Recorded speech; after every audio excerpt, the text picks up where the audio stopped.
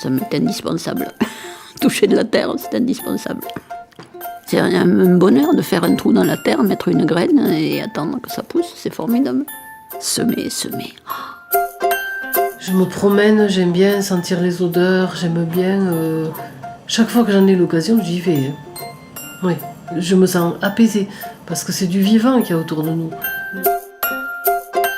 D'abord se ressourcer sur la nature et puis faire autre chose, quoi, parce que j'aime bien la compagnie, j'aime bien apprendre des choses nouvelles. Enfin, Moi, j'ai envie de planter quelque chose, j'ai besoin de toucher la terre, j'ai besoin de faire, de boire. Le besoin, je sais pas, on a eu un besoin de nature, un petit truc qui s'est vraiment par rapport à cette vie qui était bétonnée et tout, qu'on avait besoin d'arbres, de fleurs, de beauté. Parce que c'est la passion. De voir pousser les plantes, c'est la nature, quoi. Après, je suis bien fatigué, je suis en colère, mais c'est affreux. Parce qu'il faut le faire. Hein. Et à mon âge, si je reste à la maison sans rien faire, il me semble que je suis inutile, quoi. Il faut que je fasse quelque chose, il faut que je travaille. Moi, ça a toujours été ça, mon trip. Arriver à faire pousser une plante, trouver ce qu'il lui faut, la nourrir, c'est un être vivant. Alors ça demande beaucoup de patience et d'abnégation, je pense, parce qu'un bon jardinier, on récolte rarement ce qu'il sème. Et là, on ne maîtrise plus rien. Et donc le contrôle, si on arrive à reprendre un petit peu de contrôle, un petit peu de persévérance, de patience et de confiance en soi, on arrive à avoir la main verte. Montrez-moi vos mains, toutes les deux. Elles sont tout à fait normales. Mais elles sont tout à fait vertes. Elles sont tout à fait blanches. Quand je suis venue là au jardin partagé, je ne savais pas que j'allais... Tout de suite, je me suis replongée en arrière. J'ai revu ma mère. Elle tirait l'eau du puits avec un seau et une corde. Et j'ai toujours en tête cette image de ma mère qui tire l'eau du puits. Il fallait se pencher et puis qui arrosait parcimonieusement tous ses semis et tout. Et enfin, moi, je me suis mise à toucher la terre et j'avais l'impression que je perpétuais justement quelque chose. Et j'ai ressenti une paix. Je n'aurais jamais cru ressentir cela. Une paix et une joie à semer les graines, un vrai bonheur. Et je me suis dit... J'ai peut-être compris à ce moment-là ce que ça pouvait représenter pour ma mère et puis pour tous ceux qui jardinent. Chaque semaine, à Montpellier, des individus s'adonnent à un drôle de rituel, celui de mettre les mains dans la terre. Parmi eux poussent diverses variétés, des urbains, des ruraux, des natifs d'ici, d'autres d'ailleurs, des apprentis, des initiés. Leur point commun, une envie de partager autour du jardinage. Poussés par la curiosité, nous les avons observés et questionnés. Chacun à leur tour, ils nous ont promenés dans les souvenirs de leur enfance, de la campagne à la ville, des jardins ordonnés aux friches urbaines. Des moments privilégiés, des instants gravés, partagés ici pour le plaisir d'être dégustés.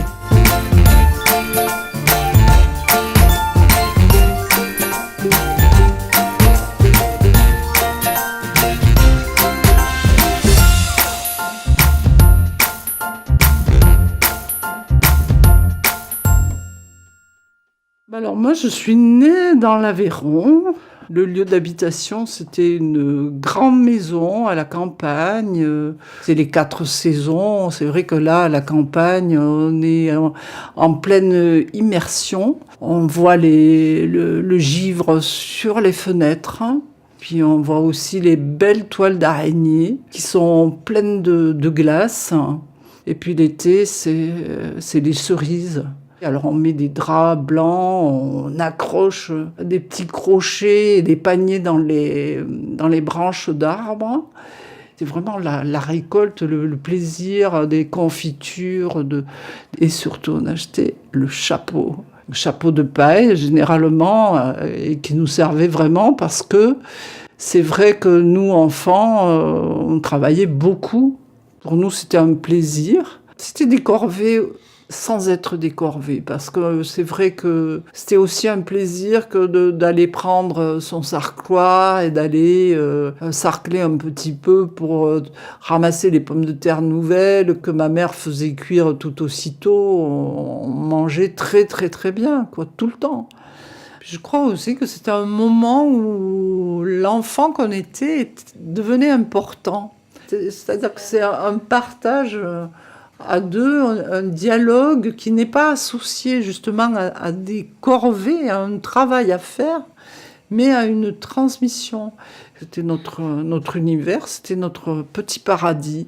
Et là, en même temps que je vous parle, c'est vrai que je suis repartie là, dans cette maison du Tarn à laquelle j'étais très, très attachée. On était vraiment très, très près de la nature. Moi, j'ai encore des souvenirs très vivants de toute cette époque. Dans tous ces souvenirs, le corps est très, très engagé à la campagne. Tout ce travail-là, c'est vrai que c'est resté très présent, très vivant, même à 64 ans. Moi, je suis né en Algérie, en Kabylie. Je suis né en 1947. On avait plein de maisons en pierre. De là, on avait un jardin autour de cette maison qui partait en femmes. Par exemple, carottes, navets, persil et tout de suite.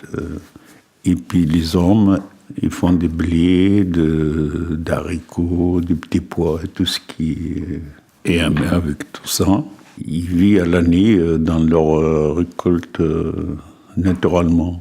Par exemple, le blé, on garde par exemple 200, on voit des parcelles, quoi. On sait bien qu'il y a 100 kilos pour l'année d'après. Puis c'est une machine sans fin, voilà. On a toujours quelque chose à faire.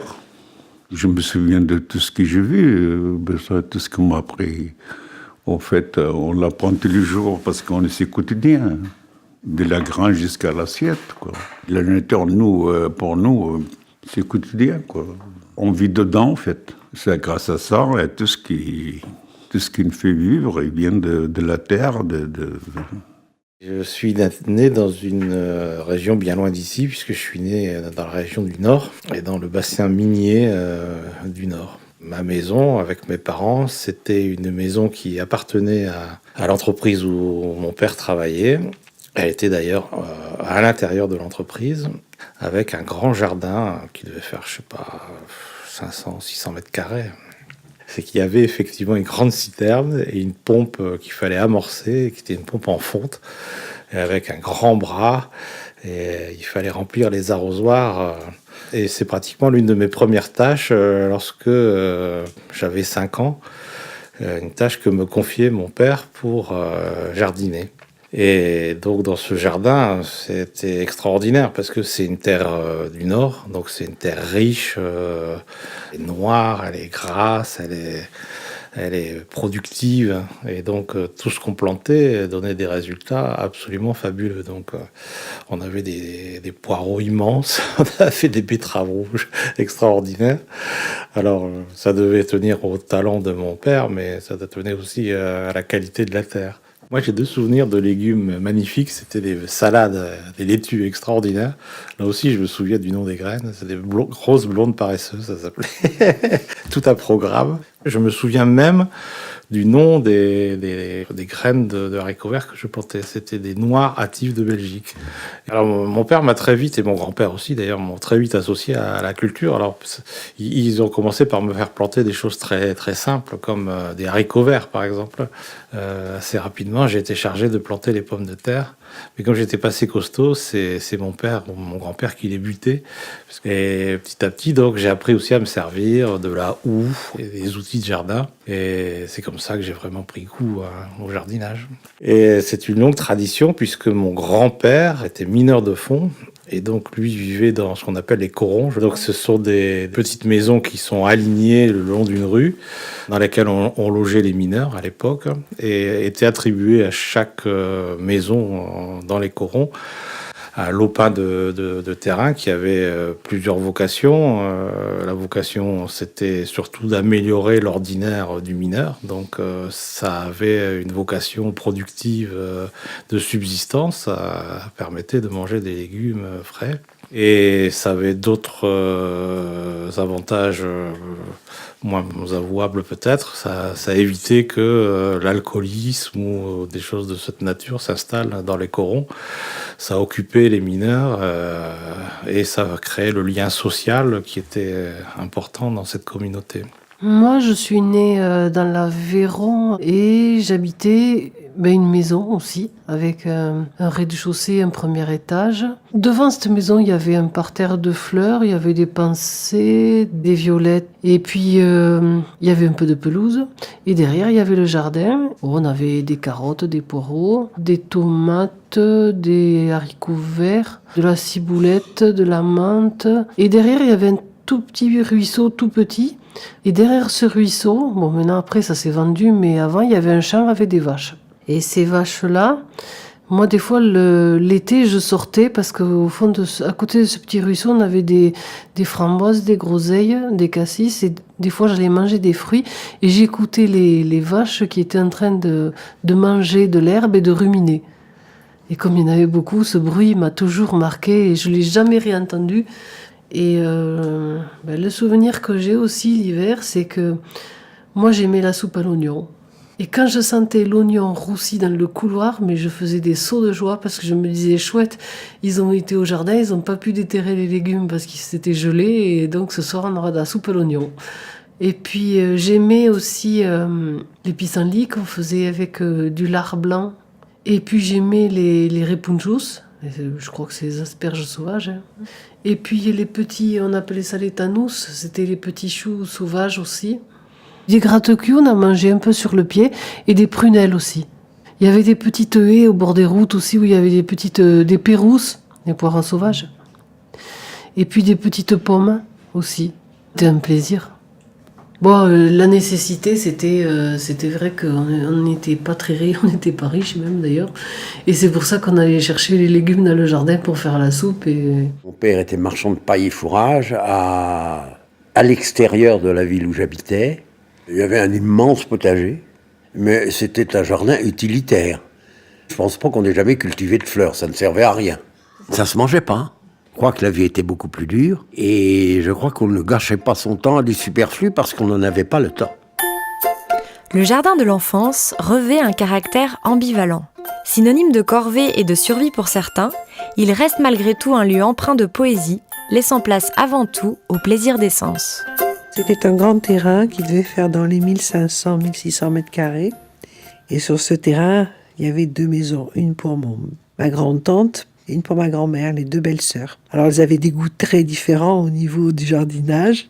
Il y en a une qui n'aimait que les arbres et l'autre qui n'aimait que les fleurs, c'était ma grand-mère. Et elle adorait tout ce qui était pivoine. Moi, l'amour des pivoines, c'est elle qui me l'a transmis. Les roses trémières, enfin des fleurs opulentes, assez décoratives, assez magnifiques. Et mon grand-père, qui a disparu assez vite, c'était lui qui faisait le potager. Avec ses rangs d'oignons, je me rappelle, oignons, pareil, les butées, les fraises, les groseilles. À travers ce jardin, ils m'ont transmis le goût de manger de la terre, de manger des escargots, de chasser les limaces, d'arracher les mauvaises herbes, ça c'est sûr. Ou d'en laisser certaines comme les graminées, quand c'était joli comme feuillage. Un certain goût d'esthétisme, voilà. Il y avait de tout. En fait, c'était une tradition de la guerre, je pense. Et en fait, de cette économie de subsistance, disons, de guerre un petit peu, ils avaient appris à avoir quelques légumes, quelques fruits, quelques arbres. Et puis je me souviens que la passion des fleurs, c'était venu, je pense, en réaction à toutes ces années d'austérité. Alors je suis née en 1948 en Algérie, à 35 km d'Alger, dans un petit village qui s'appelait Boufarug. Les légumes, les fruits étaient très bas en prix et donc il n'y avait pas besoin d'avoir un jardin. On avait un petit jardin quand même. Ma mère consommait énormément de citrons, donc on avait un citronnier. Et mon père avait une adoration pour sa mère et il plantait des chrysanthèmes. Et par contre, donc, comme j'ai vécu la guerre d'Algérie, dans le jardin, par miracle, avaient poussé des blettes sauvages. Et ces blettes sauvages nous ont sauvé la vie parce qu'on ne pouvait plus sortir. Il y avait des attentats terribles. J'ai mangé ces blettes sauvages à toutes les accompagnements. Et on a survécu grâce à ça parce que c'est quand même riche en fer, c'est riche en beaucoup de choses, les bêtes sauvages. Ah, ce deuxième jardin d'enfance, c'est le jardin de l'école des filles de Saint-Mandrier. Et là, il y avait donc les potagers. Le potager que mon grand-père régulièrement venait inspecter. Et moi, il était désespéré parce que moi, je n'attendais pas que les carottes aient poussé, je les déracinais, je les mange. J'avais inventé les mini-légumes avant la lettre, voilà. Ben, c'était la gourmandise là qui nous faisait marcher. Et je me souviens que la première rédaction que j'ai écrite et qui a été lue en classe, c'était l'impression de mon jardin après la pluie. Les odeurs, les couleurs et tout. Je pense que j'avais su trouver les images pour faire ressentir mes propres sensations. Mais je suis pratiquement née dans un jardin, dans un parc, disons, les quartiers extérieurs de Montpellier, du côté de la Valette. Et j'y repense encore hier soir, je refaisais le tour des arbres, des jardins, c'est resté gravé. Une petite maison des années, peut-être, pas des années 30, un peu avant, certainement, 25 par là, avec un perron, une terrasse, un arbre de Judée d'un côté, un rosier Banks de l'autre. Et puis tout le tour, d'un côté une petite vigne, de l'autre des oliviers, et puis un énorme cèdre devant la porte, et une allée d'amandiers, la pinède, on disait la sapinière, tiens, maintenant que j'y pense, on disait pas la pinède. J'étais petite alors, et ma grand-mère était infirme, donc elle ne pouvait pas venir avec moi. Et comme elle connaissait le parc par cœur, elle me criait d'un endroit à l'autre quand je lui disais « il y a une fleur de telle couleur, oui, c'est une anémone, il y a une autre comme ça, ah, c'est un iris ». J'y faisais ça, voilà, je faisais le tour, je faisais pour moi un parc, un jardin, c'est ça. C'est celui où je suis née. Donc pour moi, ce coin-là, c'est toujours quelque chose de cette emblématique, c'est... Quand j'y passe, c'est plus fort que moi. Alors je me faufile parce que maintenant il y a une barrière, on ne peut pas rentrer. La maison où je suis née a été démolie, il y a un immeuble. Mais ça n'empêche pas que je vais me mettre devant puis que je regarde le cèdre. Là, et puis voilà. Et c'est net, c'est clair tout ça. Oh là là là là là là. Ça me fait un retour en arrière. Agréable et désagréable. Pas désagréable, émouvant, disons. Employons le bon mot. Moi je suis née en Espagne, dans un jardin. Ma ville était un jardin. Le petit village de pêcheurs où je suis née a un nom de fleur qui s'appelle la Malvarosa, entre la mer et les jardins. Et ça appartenait à un parfumeur français qui a acheté tous ces terrains pour en faire une plantation de Malvarosa, c'est-à-dire le géranium odorant. Et donc moi, j'ai pas eu de jardin, j'ai eu le jardin pour moi toute seule. C'était le jardin de ce monsieur qui appartenait à tout le monde, quoi. C'est vrai que lorsque vous avez évoqué l'autre jour les jardins de l'enfant, j'ai cherché dans ma mémoire et je me suis dit, mais qu'est-ce que tu as, toi ? Ben, j'ai que ça. Une toute petite bande où quelquefois il y avait des glaïeuls, où il y avait des choses comme ça, quoi. C'est tout. C'est la seule chose dont je me souviens. La nature, pour moi, c'était que des parcs en ville. C'est tout. Un espace où on pouvait respirer. Ça, c'est sûr. J'ai grandi dans la région parisienne, au milieu du béton. On a un peu de chance qu'il y avait des terrains vagues, donc un peu de nature. On voyait des arbres, on voyait un peu de nature, quoi. Heureusement qu'il y avait ça, qu'on allait jouer dans ce bout de nature. Je me souviens du prunier où je montais pour aller chercher des prunes. On mangeait même des prunes vertes. Parce qu'il fallait quand même les cueillir avant que les autres ils les piquent. Donc on les mangeait vertes. On était bien dans ce petit bout de nature. C'était intéressant d'observer. Avec des yeux de gamin, quoi. Avec l'envie d'apprendre des choses, tout simplement. Pouvoir avoir la chance d'observer, je sais pas moi, même des fourmis. Des oiseaux, c'est là que j'ai appris à reconnaître aussi bien un sansonnet qu'une mésange. Bon voilà quoi, la nature de ma jeunesse. Moi, je suis né à Lille, pas du jardin, je me souviens pas trop, sauf des élevages frénétiques, c'est-à-dire mettre les coccinelles dans des pots de confiture et leur donner de la salade. Ça a été une grosse occupation pendant un moment. Autrement, on était dans la ville. Et la distraction, c'était d'aller dans la ville, c'était pas d'aller dans la nature. Non, l'attrait était plutôt vers la grande ville, vers les grands magasins. Parce qu'il commençait à avoir des magasins comme le Printemps, comme les Nouvelles Galeries, les machins comme ça. Donc là, l'attrait était là, vers la télévision. On n'en avait pas, mais il y avait des télévisions là, qu'on voyait. Avec le temps, que deviennent nos souvenirs et nos rituels d'enfants ? Parmi nos jardiniers, certains ont continué à perpétuer les gestes appris, animés par la passion, la gourmandise ou le respect de la tradition héritée. Mais pour la majorité, la vie professionnelle et l'attrait de la modernité ont remisé odeurs, senteurs, rituels et pratiques dans le jardin du souvenir. Donc, quand le travail est là, le jardin, on y pense moins. À la maison, on n'avait pas le temps trop de...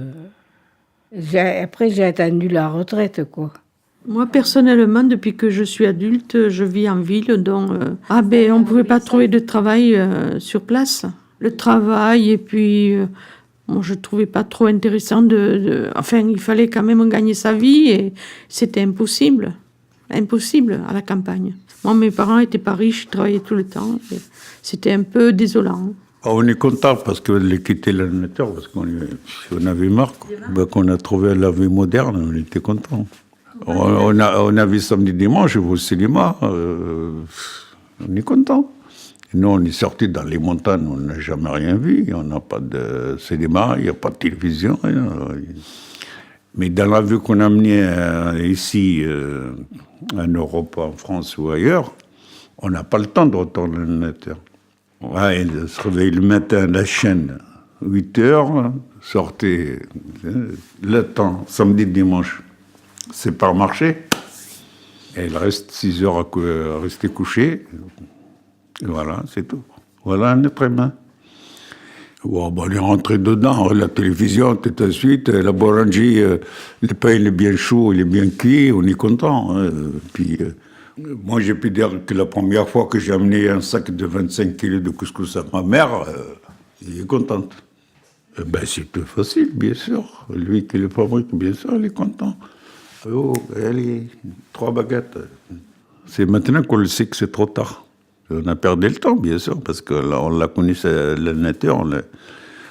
C'est maintenant qu'on le sait, la valeur qu'il a. Maintenant, comment on fait? D'ailleurs, c'est pour ça que je suis là. Ça fait des souvenirs. Des jardins d'enfance racontés, il ne reste bien souvent que les souvenirs évoqués.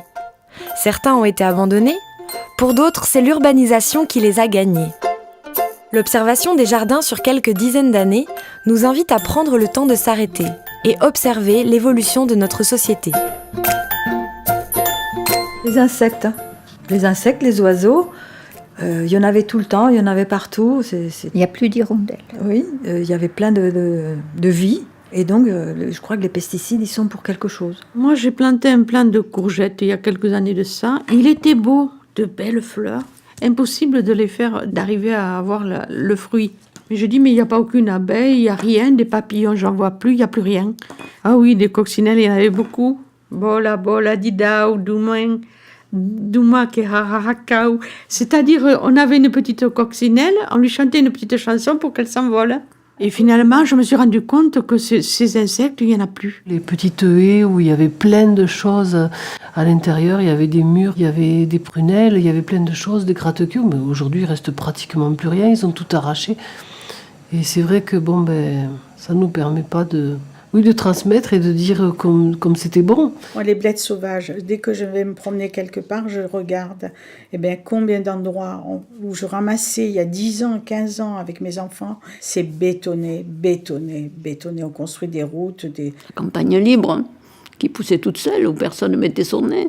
Le gros amandier en haut de la petite colline, où tout le village venait se servir. C'était ça, la vraie campagne. Je sais pas, j'emploie le mot vrai sans distinguer exactement ce que ça signifie pour moi. La vraie campagne, c'est en dehors des limites des villages et des villes, quoi. Ah, puis je crois que rien n'était clôturé. Non, puis il n'y avait pas de vol, il y avait pas de... J'ai le souvenir d'un tout petit terrain au bord de la rivière où ma grand-mère semait des pois chiches. On ne disait jamais, on nous a volé les pois chiches, ça n'existait pas ce truc-là. Ah non, ça c'est vrai. Dans le jardin potager, personne ne volait aller voler. Pourquoi faire, puisque tout le monde pouvait avoir un jardin potager. Vous voyez, j'ai souvenir, on allait... Ça ne devait pas être très loin parce qu'on était gosses, donc on ne pouvait pas aller à des kilomètres. Hein. On appelait ça la butte jaune et on y bâtissait des cabanes. Donc ça devait appartenir à personne, on faisait ce qu'on voulait. Alors que je pense qu'aujourd'hui, ça fera un véritable scandale si on entrait dans une propriété quelconque. Alors qu'à l'époque, tout le monde s'en foutait, on avait le droit de faire ça, ça gênait personne. J'ai les souvenirs d'un espace qui n'était pas clos. Il nous fallait tout l'espace, hein. On pouvait aller dans les champs, dans tous les champs, on pouvait rôder partout. Liberté, on courait, on allait chercher des cèpes, des champignons, des châtaignes. On pouvait pénétrer dans les champs. Maintenant, c'est plus possible. Tout est barricadé, puis on a peur même. Le seul fait de dire lotissement, un lotissement, ça y est, crac, il y en a là, il y en a là, il y en a là, il y en a là. Rien que ça, quand on a commencé à parler des lotissements, tu savais que tu étais dans ton petit coin et puis que tu y restais, quoi. Moi, je vivais dans un village, il y avait 3 fois rien. Il y avait juste une nationale qui passait en plein milieu. Oh, quelques petites maisons de chaque côté avec des prés. Derrière, la campagne était de suite là. Et bien aujourd'hui, ça y est, c'est une banlieue. Il y a de grandes surfaces, il y a des lotissements. Moi, je ne reconnais plus mon village, c'est fini. Et maintenant, ce qui a changé, c'est qu'on se méfie avant de prendre quelque chose parce qu'on se demande si ça a été cultivé bio. On a peur parce qu'ils mettent tellement de produits. Toute mon enfance, j'ai mangé des poireaux sauvages cueillis dans les vignes. Et maintenant, j'ai voulu en manger une fois ici, j'ai été malade, donc j'ai dit plus jamais. Là aussi, c'est pas normal. Avant, non, on pouvait prendre les fruits dans les arbres et on faisait des sifflets avec les noyaux d'abricots. On n'avait que ça, de toute façon. On n'avait que ça. C'est ça le problème, c'est qu'on est tellement pris par autre chose maintenant. Mais ça, maintenant, à part en étant scout. Ça n'intéresse pas. Il faut ou aller courir, les espaces verts c'est pour aller courir, ou je sais pas, faire du VTT, c'est faire quelque chose, productif, vite fait. Oui, il y a beaucoup de choses qui ont changé, puisqu'on arrive à faire pousser des légumes ou des fruits sans terre.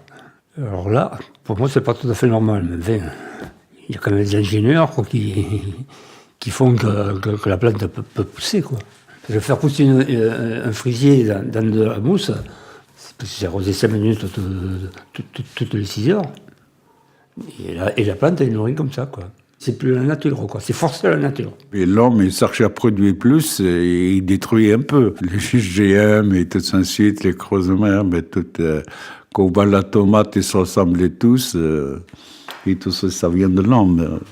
L'homme, il a détruit certains nature qu'il a donné. Mais il a amélioré pour avoir avantage à lui. Mais bon... Et contrôle, il y a un mot de défi, la nature, en fait. Et depuis 50 ans, ça va tellement vite. Et c'est vrai que moi, j'ai 50 ans, les 50 ans de recul, je les ai sur cette nature-là. Et j'ai vu la pauvreté de ce qu'on met dans nos assiettes. On mange quoi? On mange chaque espèce de plante, pratiquement, avec quelques cultivars, pas plus. Et on a tellement une culture de l'instantanéité que c'est très profondément ancré dans la génération des petits-enfants en particulier. Et donc, ne comprennent pas effectivement qu'il y ait des saisons, qu'il y ait un rythme naturel pour que on est complètement décalé par rapport à la saisonnalité des produits. Nous le sommes déjà, alors qu'on a connu nos parents et nos grands-parents qui nous expliquaient qu'il fallait respecter les saisons. 2 générations après, eux, ils sont complètement perdus par rapport à cette saisonnalité. On veut tout de suite, et puis il y en a, donc voilà, c'est... Il n'y a pas de repère. Il n'y a pas de repère par rapport à ça. Mais on ne s'est pas rendu compte aussi que les supermarchés, quand ils sont arrivés, on nous vendait des produits avec des conservateurs. Et on a été pris là-dedans, on ne se rendait même pas compte. Et voilà, c'est pas la même vie aussi. Il y a plus de femmes qui travaillent qu'autrefois, et c'est toujours la course en fait. J'ai un de mes fils qui a les mêmes idées que celles que mes parents avaient. Mes autres enfants, souvent, c'est la facilité aussi. Souvenirs des jardins d'hier, questionnements et doutes sur les jardins d'aujourd'hui, mais optimisme pour les jardins du futur. Le constat d'un tournant de société est largement partagé par nos jardiniers. Je pense qu'on est parti d'une nécessité de faire un jardin, c'était de la subsistance. Je pense qu'après, on a eu une époque dite moderne où les gens se sont dit pourquoi en fait travailler sa terre puisqu'on peut avoir la même chose dans un supermarché pour un prix dérisoire. Donc pourquoi en plus se fatiguer? Vaut mieux partir en vacances ou se mettre sur la plage. On a mis en place une société productiviste et on a été bien content de la trouver parce que ça a permis de nourrir les Français. Mais on est resté sur ce schéma-là alors qu'aujourd'hui la demande n'est plus là. C'est-à-dire qu'il y a eu une période où tout était industriel, tout était nouveau, mais même nous, on préférait les yaourts qui étaient achetés avec des colorants artificiels, que c'était nouveau et que, bon, il y avait le packaging, la publicité, tout le beans.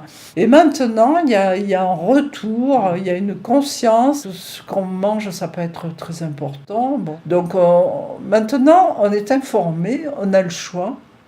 Et puis surtout, moi, ce que je trouve très positif et qui me fait avoir confiance en l'avenir, c'est les initiatives de plusieurs personnes qui sont jeunes, qui se regroupent, qui justement font le choix de revenir à quelque chose de manuel, d'artisanal, de bien fait, de ne pas aller vite et de payer le prix qu'il faut au lieu d'acheter beaucoup.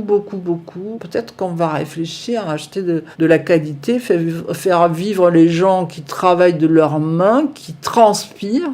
C'est un retour au bon sens. Pas jeter tout ça à la poubelle comme ça en disant c'est affreux. Donc il y a eu des bonnes raisons qui font qu'on a fait ça. Par contre, je pense qu'on est allé trop loin et qu'on se rend compte aujourd'hui de l'effet dévastateur de ce genre de technique. Et que donc on va revenir certainement à une production plus mesurée, plus respectueuse, plus vertueuse. Le virage est amorcé dans le sens inverse, avec les toits végétalisés, avec les murs végétalisés, avec les constructions, avec de nouveau des jardins partagés. On retrouve la convivialité, jardinage de mon enfance, quoi. Mais là maintenant, on fait le jardin en ville. Il y a beaucoup de nouveautés. On fait le jardin même à Paris, sur les terrasses, on fait beaucoup de jardins. À l'époque, on ne pense pas beaucoup, hein.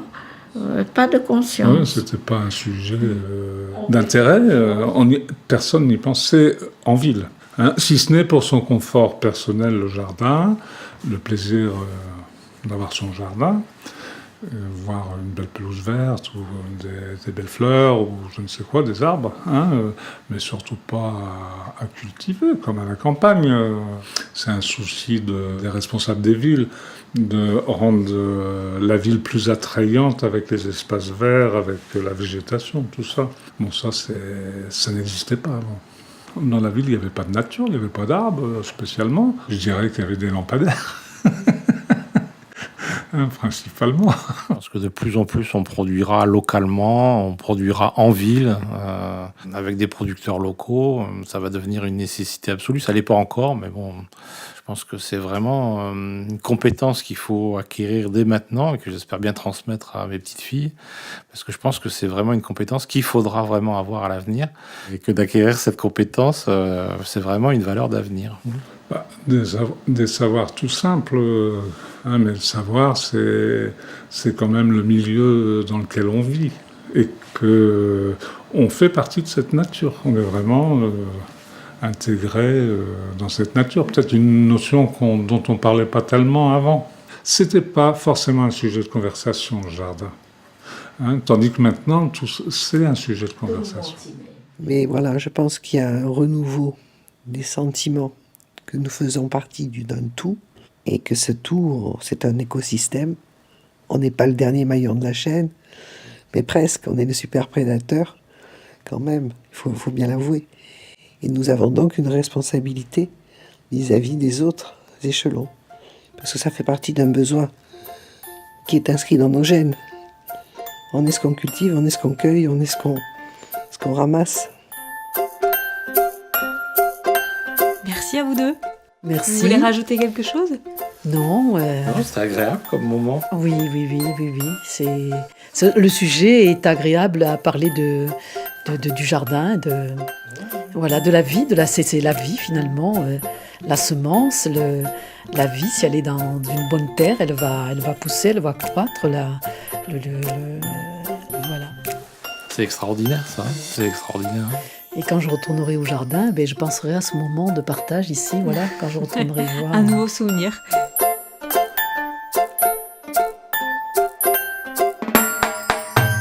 Quand l'orage et le froid sont passés, que l'herbe a brûlé au gel de janvier, quand la terre refuse de boire la pluie et que l'arbre ne donne plus de fruits, alors enfin le ciel de mars s'éclaircit. La prairie triste et nue reverdit. La terre respire par les sillons nouveaux et les bourgeons gonflent comme s'emplument les oiseaux. Dès février blanchit l'amandier et la violette fleurit le sentier. As-tu vu pointer la jacinthe et s'annoncer la gaillarde peinte? Blondir les boutons de jonquille, naître les anémones qui se maquillent, les pérovskias bleus sous le givre et les baies rouges que mangent les grives. Tout ce qui bouge sous la terre, de chaque goutte fait son affaire et prépare pour nous un feu d'artifice, de couleurs, d'odeurs, de délices. Merci la pluie, la neige et le vent. Sans vous, y aurait-il eu un printemps ?